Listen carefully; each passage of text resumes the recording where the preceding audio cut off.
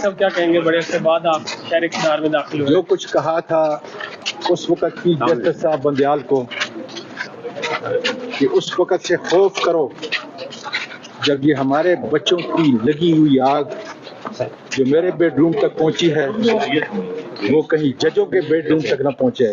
چلتے جائیں. اور مجھے ندامت ہو رہی ہے کہ جو کچھ میں نے کہا تھا وہ سچ ہے.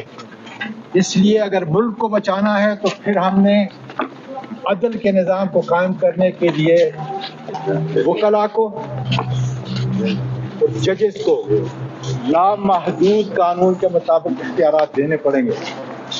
اسی سے میرا ملک بچ سکتا ہے اور ملک کا سب سے ہردل عزیز لیڈر عمران خان اس ملک کو تباہی کے دہانے سے بچا سکتا ہے. بہت شکریہ.